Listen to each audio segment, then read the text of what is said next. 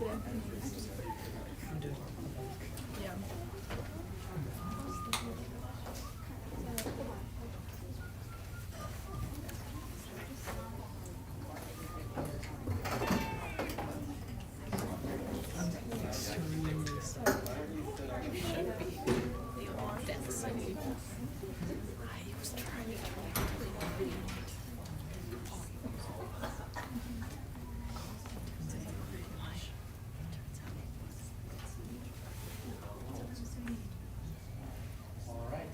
Thank you for coming today to read a senior presentation. I've been really lucky to see Carina's transformation here at Elementary School. When I first, started working with Carina, I remember one of the challenges was getting her to talk to people outside of school, like for a live source. You're going to see today the growth that she's made, especially in that area, and really seeking out learning.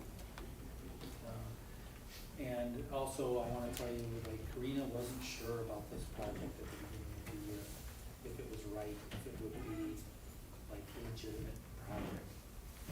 And it's amazing to see going from like that self-doubt to what you're going to see today is an amazing senior project that she's completed.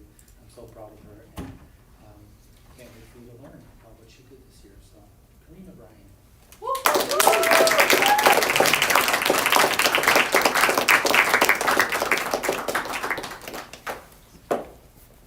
When I say reenactment, you probably picture something like this.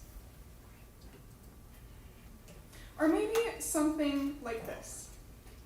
And if you're fancy, maybe something a little like this. Now, these are all reenactment, or in some instances, living history. But what is reenactment? Historical reenactment is an educational or entertainment activity that allows for the past to be recreated in an engaging, interactive. After all, it's in the past. There's no changing it now, so who cares? Well, in many ways, our past affects us today. Studying history helps us to understand how the past has shaped and continues to shape global, national, and local relationships between societies and people. Performance has been a part of the presentation of history since ancient times. As the Greek poets told and retold the story of the Iliad and Odyssey, they were performing what they believed happened in the past. Medieval theater in Western Europe sought to portray and teach the events of biblical history, and the Shakespearean stage sought to perform England's history. While these are all forms of historical interpretation, our modern understanding of reenactment doesn't appear until much later. The origins of different aspects of modern reenactment and living history are namely attributed to, in the instance of medieval reenactment, countercultural movements of the 1960s. These movements saw the creation of the world's first Renaissance fairs, which are marketplaces that recreate a historical setting for the amusement of its guests. They are typically flush with decoration, performances, and products. Interestingly, the first Renaissance fair was actually created by a teacher in partnership with the Historical Society and was a historic recreation of an actual spring market. But the fairs nowadays tend to have more of a fantasy element to them. The counterculture movements also oversaw the founding and inspired the founding of the Society for Creative Anachronism, an international living history group with the aim of studying and recreating medieval cultures and their histories before the 17th century. I actually attended an event held by the SCA and met one-on-one with some of its members. Living history or open-air museums derived from the Swedish open-air museums of the 1890s. These museums focused on the daily life of past communities and the people who inhabited them. The catalyst for this trend was the Scansion Museum, which opened in 1891 as a response to rapidly industrializing society and quickly disappearing rural life and culture. The idea of Scansion spread quickly after its opening, first in Scandinavia, then Europe, and then the world. It was so influential that the name Scansion began to be used as a noun to refer to other open-air museums and collections of historic structures. It's even used for our very own Old World Wisconsin, and possibly the most popular type of reenactment in the US. Civil War reenactments date back to the start of the war in 1861. They were used to recruit soldiers, entertain audiences, and give loved ones an idea of what the soldiers were facing on the battlefield. It began to fall off after the end of the war in 1865. The modern-day reenactments began 100 years after the war, in the 1960s, and got a big push in the 90s, in part because of the popularity of Ken Burns' PBS documentary, Civil War. It was from here our modern idea of reenactment grew. Now, you may hear the terms of living history or reenactment used interchangeably. However, there is a distinction. It's a subtle but important difference. Reenactments typically portray a historic event, such as a specific battle or military operation that the public watches from a distance. Most reenactors are not employed in the living history field and instead approach reenactment as a hobby or tradition. The goal of living history is to interpret the past to the public, usually in daily life. It is most commonly found at living history museums and historic sites as a means of engaging visitors. Most of these interpreters are trained professionals. Importantly, these interpreters do not present or represent themselves as carbon copies of past events. They do strive towards historical accuracy, but they acknowledge that everything they do is an interpretation of the past. Living history practitioners must possess both a broad and a specific understanding of history, material culture, and related subjects, and they must convey that information effectively to the visitor. Living history programming encompasses a palette of methods: demonstration, discourse, roleplay, reenactment, and theatrical performance. The terms living history and reenactment have different philosophies at their terminological roots, though both may draw from common theories and techniques, hence the confusion. And both fall under the umbrella of historical interpretation. Historical interpretation is the way in which we process. Historical interpretation is a process by which we describe, analyze, evaluate, and create an explanation of past events. The goal of historical interpretation is to educate the public about a certain time period and its peoples in ways that can't be achieved through books or traditional static museum displays. There are two primary methods of historical interpretation, used in both living history and reenactment. Third-person interpretation is when the interpreter openly acknowledges that they are contemporary of the visitor, simply one in historical dress. The main advantage of third-person interpretation is that it can provide much-needed perspective. Interpreters can feel free to broach numerous topics without being limited by the need to remain in character. This style allows the interpreter to get into the costume is treated no differently from an employee uniform in this case. This interpretive style can be the most effective method of interpretation when dealing with visitors who may not be knowledgeable about the period. The other type of historical interpretation is first-person interpretation, wherein interpreters or reenactors transform themselves into people of the past. The strength of first-person interpretation was best described by Stacy Roth, co-director of History on the Hoof, in her book, Past and the Present. As history is presented, unlike other arts, it presents a unique set of communication challenges that must be met with special techniques if it is to succeed as a thought-provoking educational medium that the public will enjoy and appreciate. The disadvantage of first-person interpretation and the subsequent advantage of third-person interpretation is that an interpreter is limited, unable to discuss a wider variety of topics that the character they are interpreting would not know. Critics then contend that, when compared to third-person interpretation, first-person interpretation places a greater burden on the visitor, who must figure out the rules of interpretation or participation for themselves, and they may be too intimidated or too shy to ask questions. On my trip to Colonial Williamsburg, the U.S.'s largest living history museum located in Virginia, I found third-person interpretation the most common interpretive style. It was utilized primarily by interpreters showcasing historical crafts or giving tours of the site. Basically, those who are intimately interacting with the public. First-person interpretation was primarily limited to fully scripted and carefully crafted presentations, in which the visitors are simply an observer. Following the end of the scripted presentation, some of these first-person interpreters conclude with an in-character question and answer session. This truly showcased the unbelievable research and technique that goes into the first-person interpretive style, as the interpreters utilized their vast knowledge base to answer in a way accurate to their character. When I spoke to Ken Treese, the manager of interpretation and professional development for the historic area at Colonial Williamsburg, he explained to me how Colonial Williamsburg uses a blend of these techniques, and how neither is complete without the other.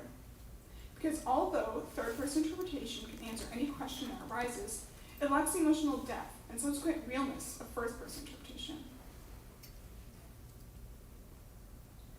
I've spoken a little about the educational value of historical interpretation, but let's dig a bit deeper. Living history and reenactment are experiential learning tools that historic sites and educators use to allow their students and guests to experience history. Education that encourage multi-sensory learning methods, creative problem solving, familiarity with daily life and important events in the past, the understanding of different perspectives, and the application of the past to the future. They augment traditional academic skills with solid participatory experiences that galvanize concepts and encourage retention.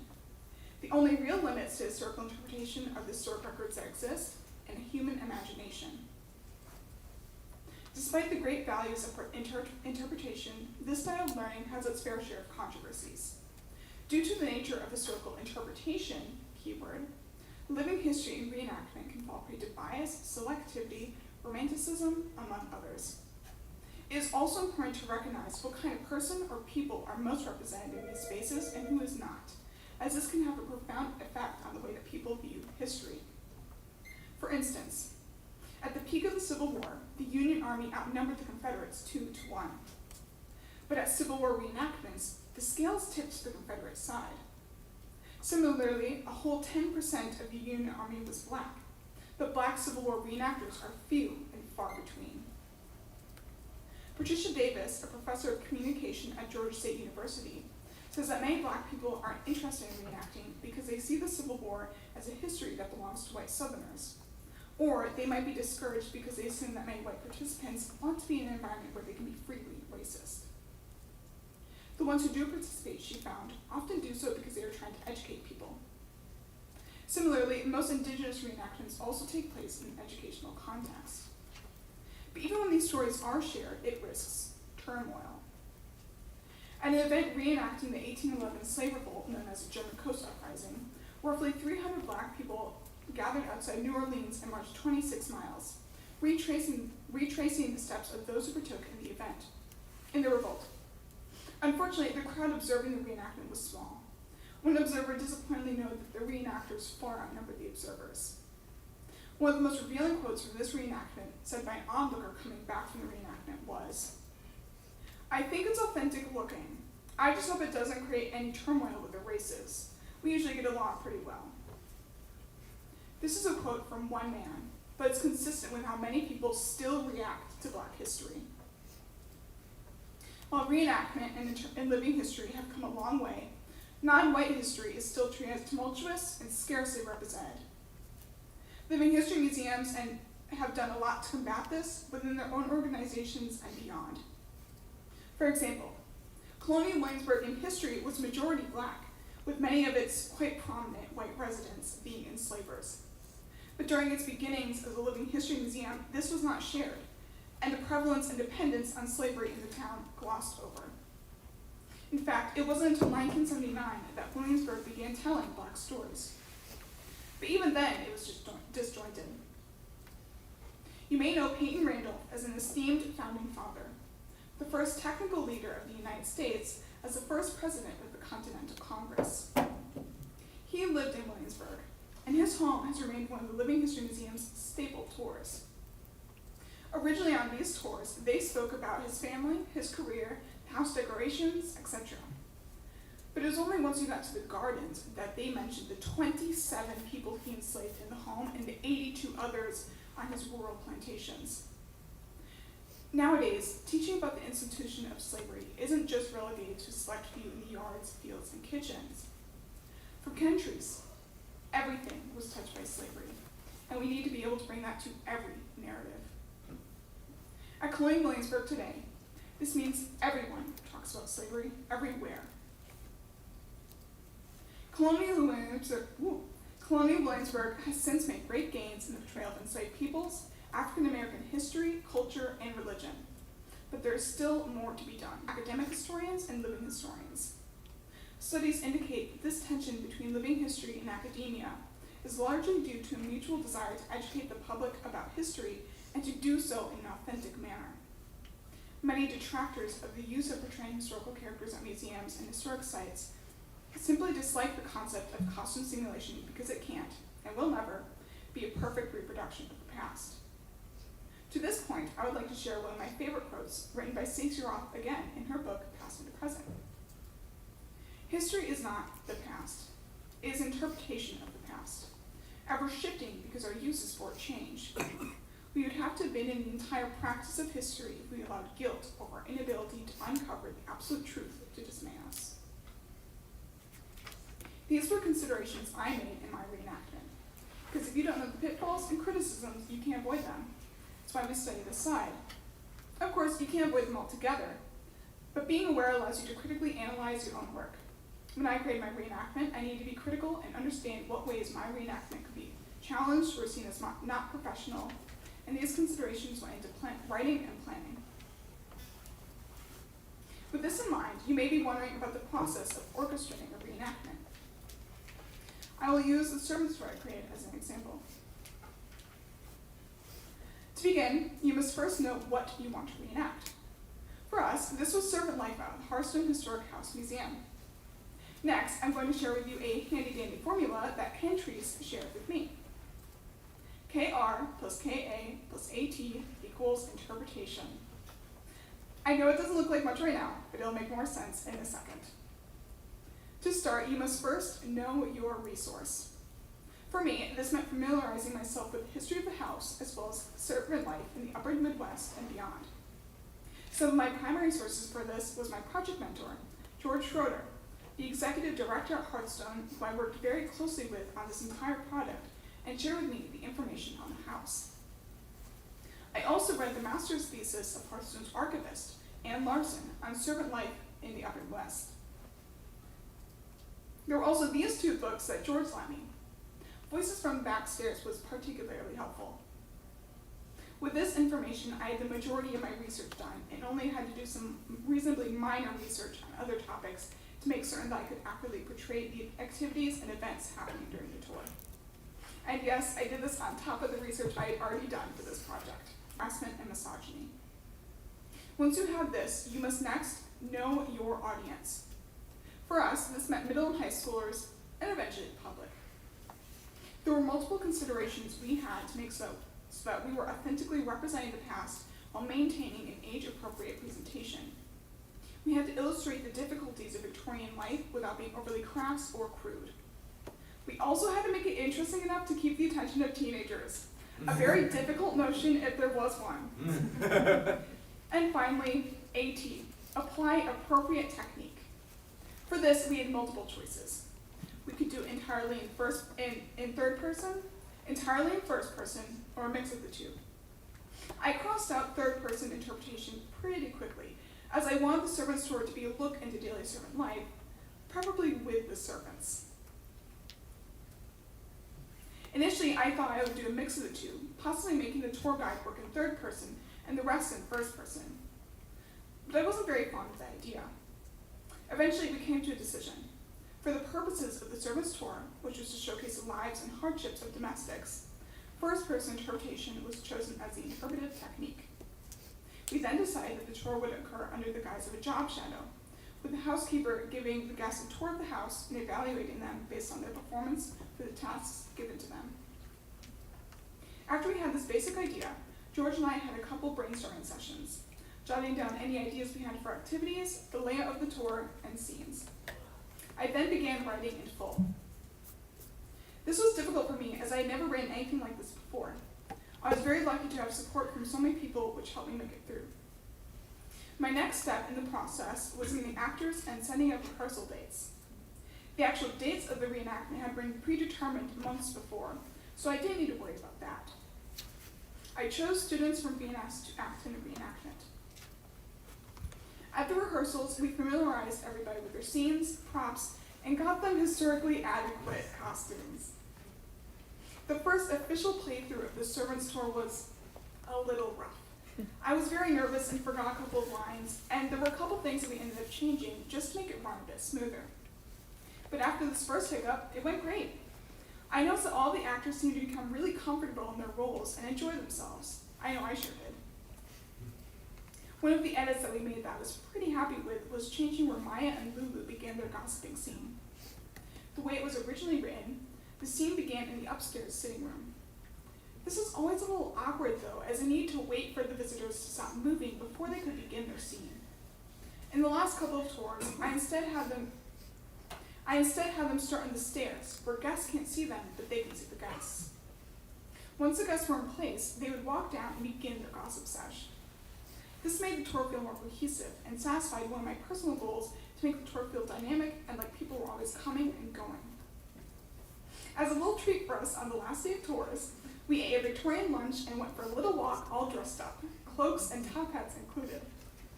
This was one of the best experiences in my project. I'm immensely grateful to everyone who contributed, and I'm very proud of all of the actors. I look forward to opening the tour to the public this summer as a new part of Hearthstone's event repertoire.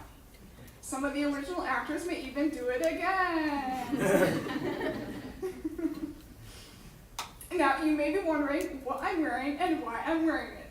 And that is my flawless transition to my other product, this wool kirtle. So you can see.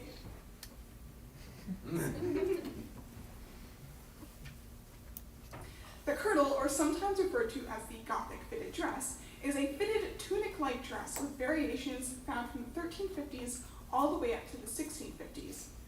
It was a staple of the medieval wardrobe, worn by all different classes of women all over Europe.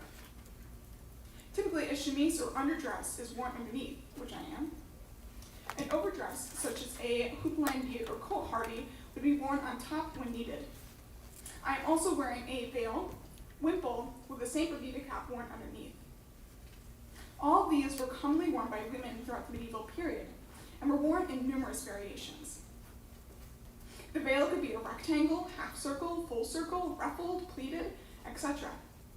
Similarly, the wimple could also be these shapes and worn on the chin, under the neck, or against the cheeks.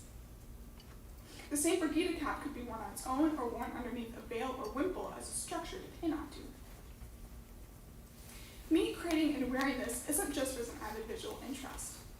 Historical costuming and the creation of historical garments are an important part of living history. As living history, in its most encompassing sense, can be anything that evokes the link with the past. Like singing a song learned from grandma, preparing an old recipe, hiking an old trail, or attending a religious service. If it touches a connective chord with the past, be it mystical or deliberate, it is history expressing itself in vital form.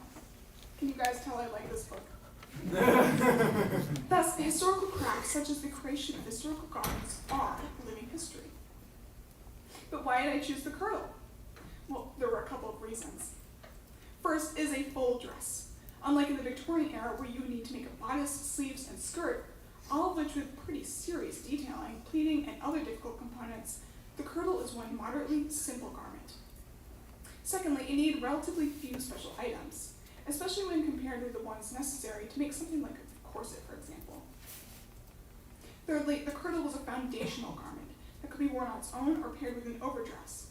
It was also used over a large swath of time, which means I can use it for multiple eras.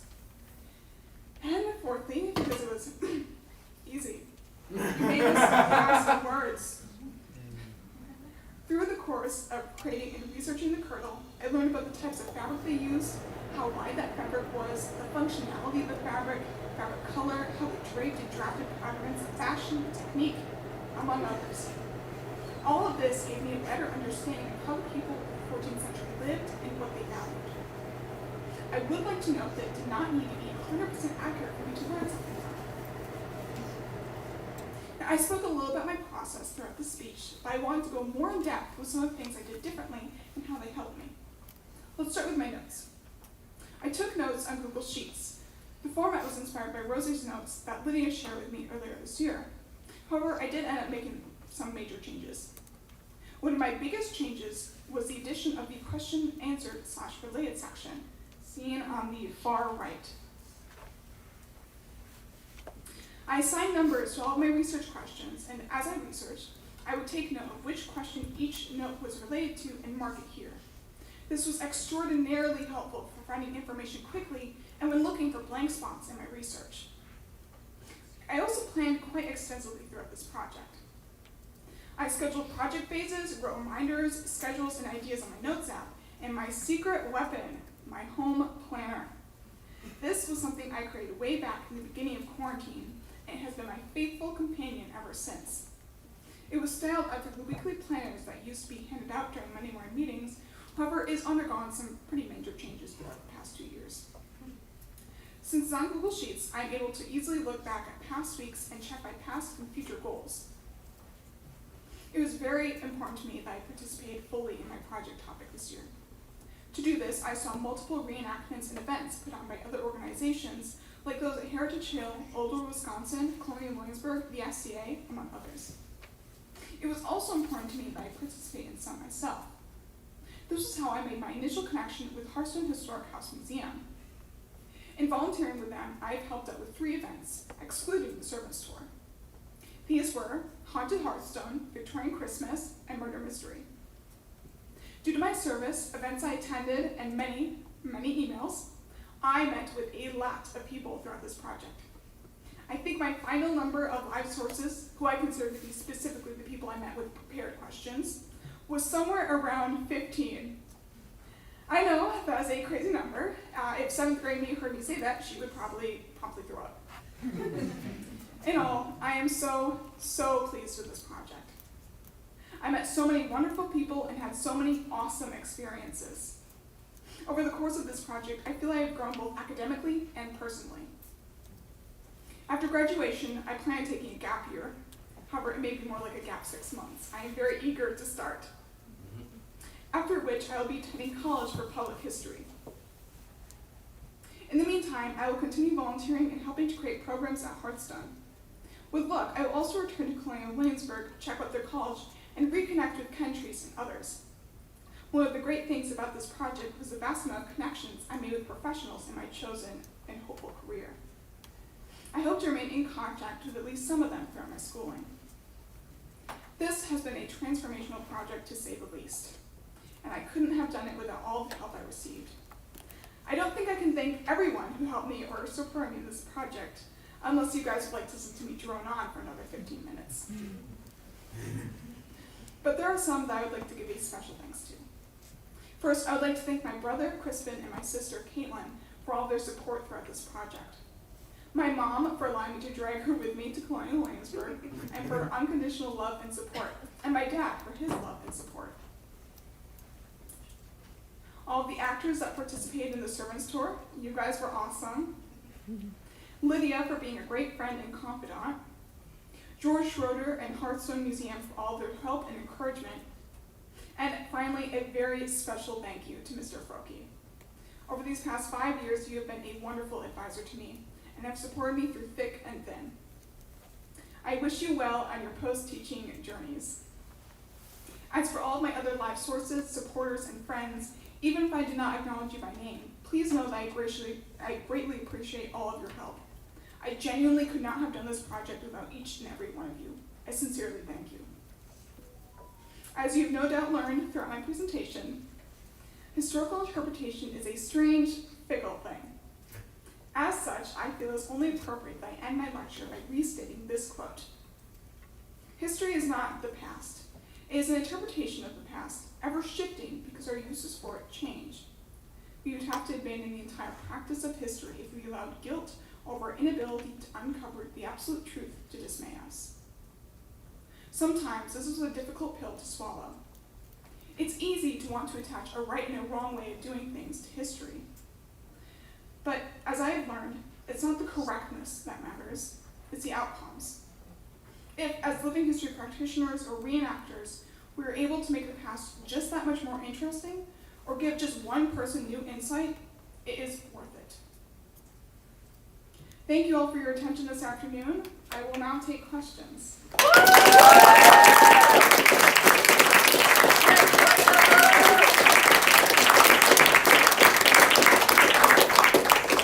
Mrs. Lukey? Please leave your message for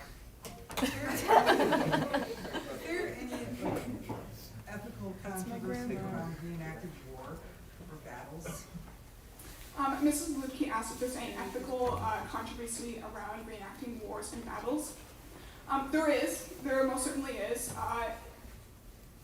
There's a lot of talk around, especially when it comes to like reenacting events are still very topical to the state. Like there are people who reenact the World War II or reenact the Vietnam War, and it tends to be kind of a place-by-place basis on how people reenact and how people talk about it. But yeah, so it exists. And what is your opinion? I personally, Mrs. Luke asked what my opinion is, by the way. I personally, I do have to admit, I'm not somebody who's generally interested by wars, so I can't really speak on if somebody who really was. So I will say it can be done well, and it can be very interesting, and can be a good way to learn about wars. However, in some instances, it's just harmful to people who, especially with recent wars, people who are still affected by it, or people who have actually participated in it, it gets blurry. Yeah. Eliza? What advice would you give future seniors? Okay. So Eliza, whoa. Eliza asked what advice I would give future seniors. So I had thought about this, and I'm gonna say it. Live sources, please. Live sources. They can be a great way to keep you interested in your project. The more you're doing stuff, the more you're interacting with your project topic, the better it'll be. And I will say, try to find somebody who can be a project mentor for you. And I mean that by like outside of just the school. For me, that was George Schroeder and some of the other people I met through Hearthstone and the SCA. And that was extremely helpful for me, especially when I was going through stuff like creating a program and sending it to him so he could make sure everything was accurate. Lydia? So I know you made the curdle for your product. Did you do any other sewing for your project? So Lydia asked me if I did any other sewing for my project. And yes, I did. Let me see if I can find it quick.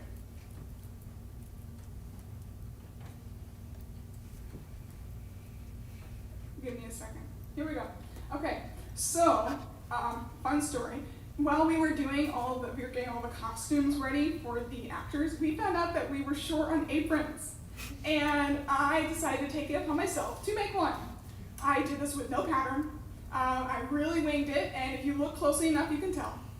But I made the one that Lulu is wearing in this. You can see. I also did sew this veil nipple, and I also created a mantle, which is kind of like a cape or a cloak, but I'm not wearing that because that's quite hot. Sage? What was your most proudest moment through this project, or most proudest accomplishment, even though it's like everything's amazing, you know? Okay, so Sage asked me what my proudest moment in this project was. There were a lot. I will say, one that is still very fresh in my memory is once we finished all of the reenactments and we were just enjoying our time together, all dressed up, that walk that we went on, I feel that was one of my proudest moments, just seeing how everybody was kind of like excited about it. That was what was cool to me. Everybody was excited about the history that we were reenacting and interpreting, and I thought that was so neat, and that was one of my proudest moments, is just the excitement and the buzz, and seeing how everybody kind of came to life with their characters while I was leading people through a house and yelling at them.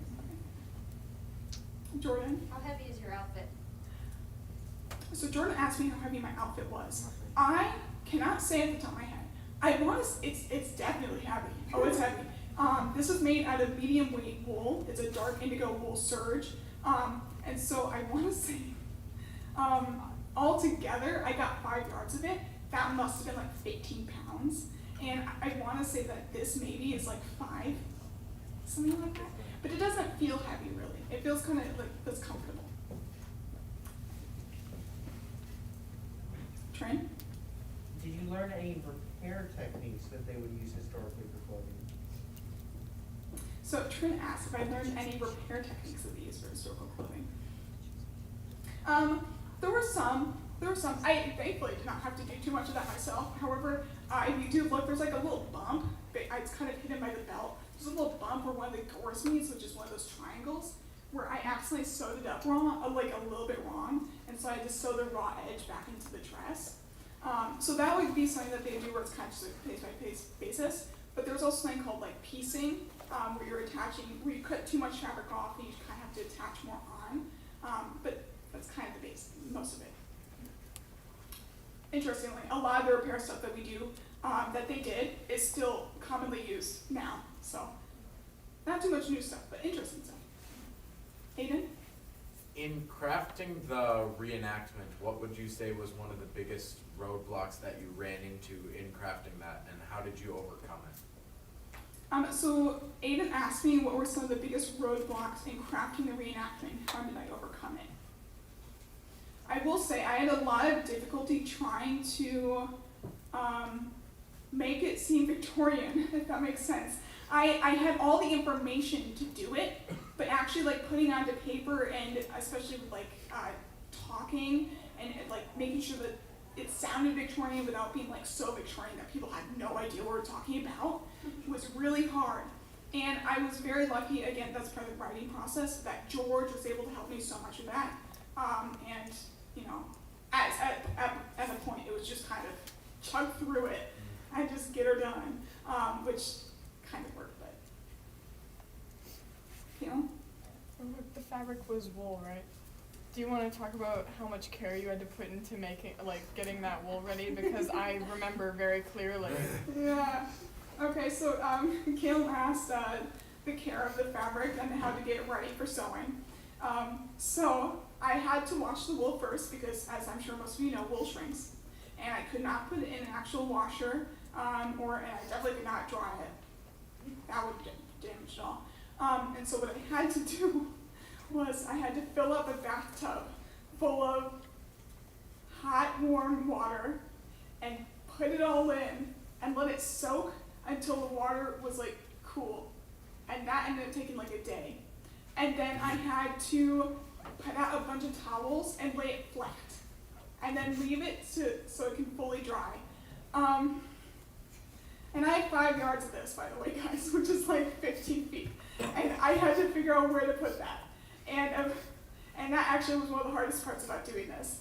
And eventually we ended up putting it in this crawl space at our house and used up like all of our towels so that it could like lay flat. And then I got to cut it. Yeah. Other Aiden? Is there anything you would change about this project? Okay, so Aiden asked me if there's anything I could change about this project, or anything I would change about this project. I'm pretty happy with how it went. I do really wish that I started looking at the curdle more seriously before I did. I didn't know how difficult it was going to be for me. I guess that would be another roadblock for me. That was hard. And so I do wish that I started that maybe around the time, like right before I started really, really working on the servants tour, just so I could get started. This is interesting, I actually did 2 separate fittings with 2 people one time with 2 different methods of creating this pattern. The first one was with tape, actually duct tape, and that did not end up working super well for me. And then the next one was with Jordan, and that was a drafted pattern where you would pin it and then you mark it. And that actually ended up not working for me really either because I had some, I know, it was so hard to like transfer, and eventually I had to do math. And then I had to do, thank you very much, Mrs. Blum, for that. That went a lot better, yeah. And so I had to do math, and then I had to trace it all out and create my own pattern, and then I had to do a billion mock-ups. And that took forever, so I wish I did that sooner. Okay, Caitlin? Do you want to tell them about the Victorian insult glossary you made for the servants' tour actors? Okay, so Caitlin wanted me to tell you about the Victorian insult glossary I made. So there is like a little interpretation part or a little improv part with all of the rules, or with most of the rules, where there is no written dialogue, and it's just like, Theo, polish a spoon for a second while other people polish a spoon around you. And so, to make that a little more interesting, mostly for the kitchen staff, I put together a Victorian insult glossary so that they can pull stuff from that. And I found a lot of very, very interesting insults, so watch out. Anyway. Mr. Frokie? Carina, could you talk a little bit about like where you were at a year ago in your like future plans and your senior project idea, and then how you got to here? So Mr. Frokie wanted me to kind of tell you guys about where I was at this time last year, and kind of my future plan ideas and how it led me kind of to this project. I will say, last year I was in a very, very weird place. I kind of had an identity crisis over my junior year, where I had initially thought I was going to do nursing, it was going to be all fun, and then I thought, I don't know if I really want to do that. And then spiral. But I ended up starting this year and was like, you know what? I have always been interested in history. And this is something that I've like kind of put a lot of thought into. What if I just did a history senior project, and see how I like it a little bit? And so that's what I did. And I said, if I don't like it, it's not my career, and I gotta try it out. And so I ended up doing this project, and through this, I discovered I love it. I love it very much. It is so fun for me, especially public history, which is again all about making history accessible and interesting to the public. It's kind of the perfect thing for me. And so I'm very, very happy with this project and everything like that. Abhijit? What's the most interesting fact you learned about historical reenactment? So Abhijit, what was the most interesting fact I learned about historical reenactment? There's a lot.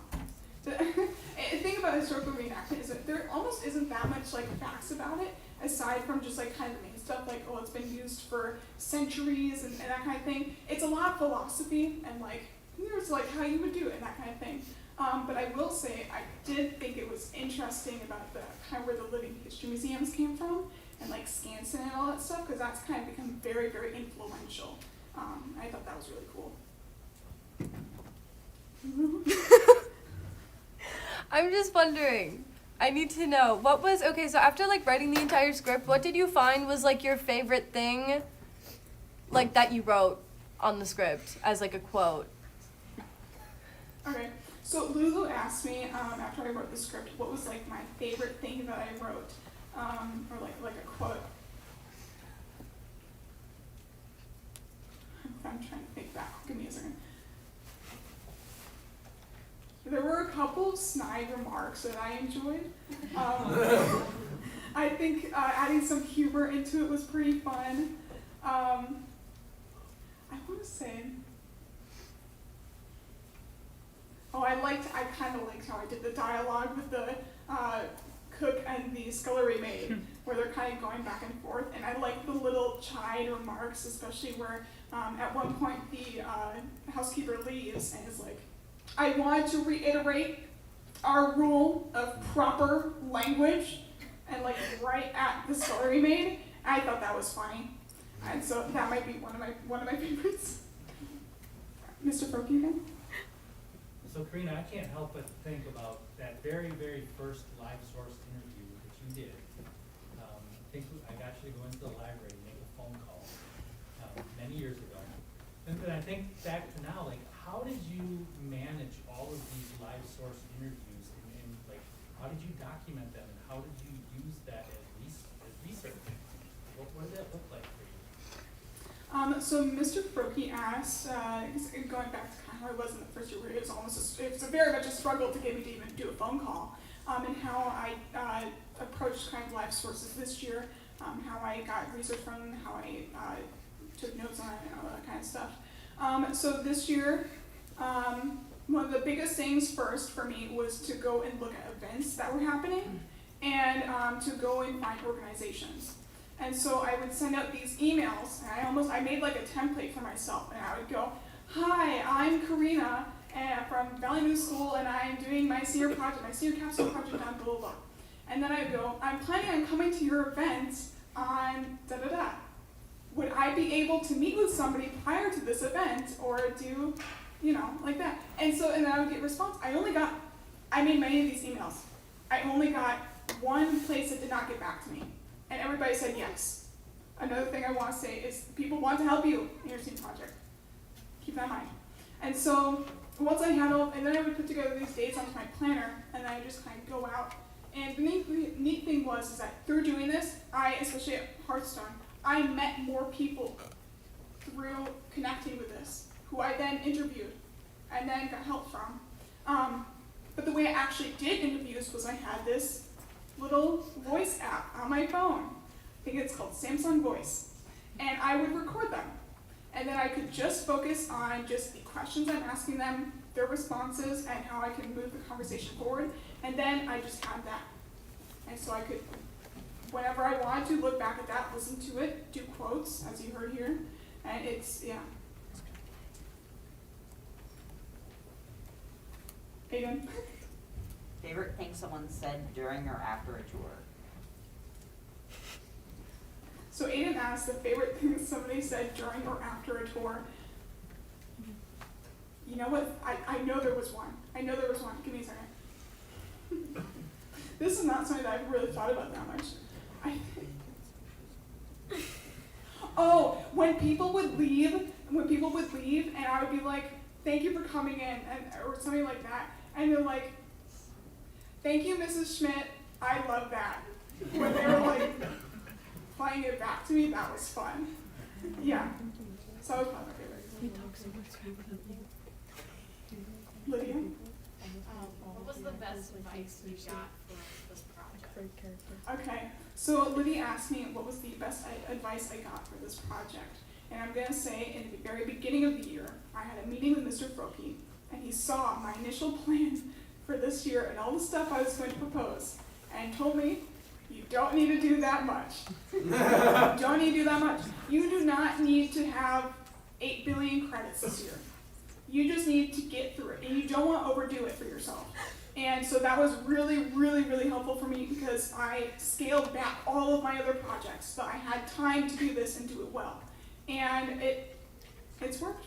And I'm a lot less stressed than I would be if I had not done that, I can tell you that.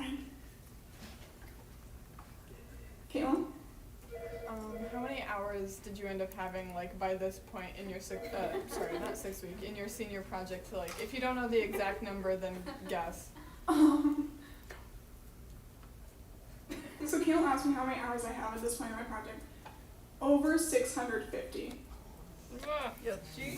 I know, guys. I'm really interested in this topic, y'all. It's cool. It's so many events. I went to Virginia for like 5 days. There was no other way I could do it, guys. Mrs. Blum. So, my guess is we've got the living history reenactment, that where some of it's gonna have some bias. And so how do we as a consumer discern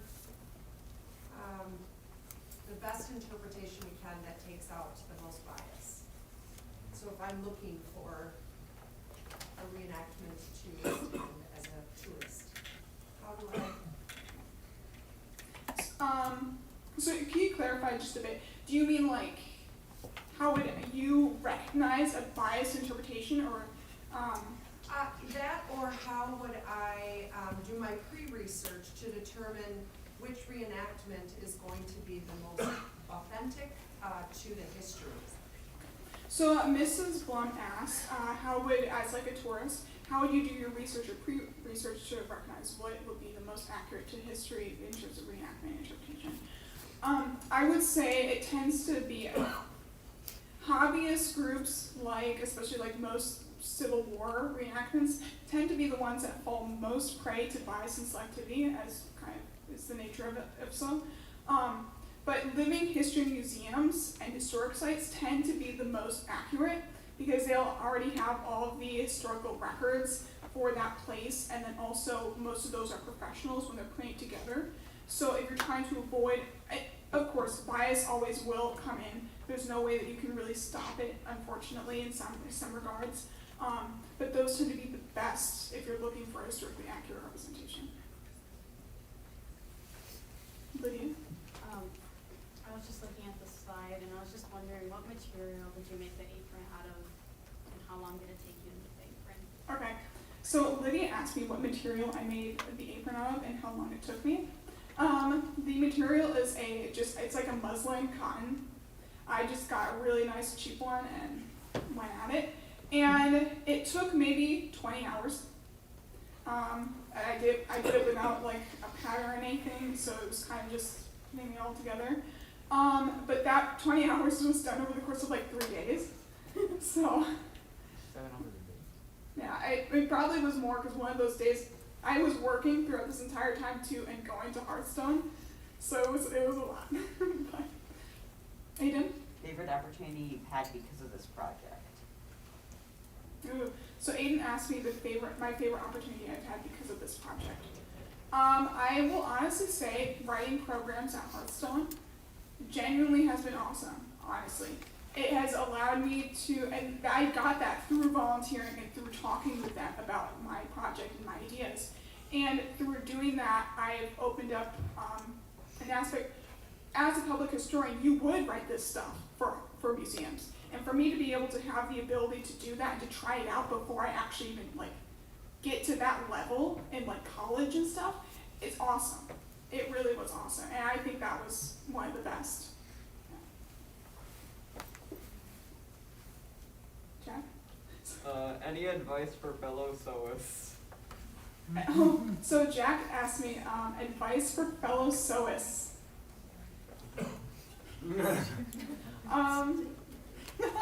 I will say, if you guys could see the inside of this dress, you will understand my pain. At some points, it's just you got pushed through. I tend to be kind of, not a lazy Psoas, I'm not a lazy Psoas, but I am a rush Psoas, and so whatever I get to is best, but use a lot of YouTube tutorials. Use a lot of references, anything you can get, use those. I meet with people who know what they're talking about and know what they're doing to get, like Jordan. Jordan is an actual seamstress who has her own business. And so she was immensely helpful with this. But, you know, as tradition, I have already bled on this. As you know. It's a little Psoas magic. But, yeah, at some point it's just pushed. Every day you bleed. Every day you bleed. Every day you bleed. One time I pricked myself really hard with a pin while I was like doing like a hammer or something. So ignore the pain, guys.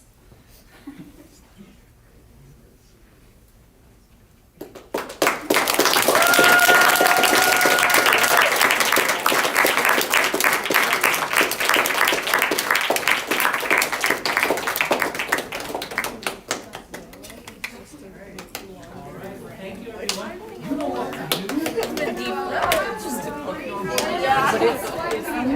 What are we supposed to do? I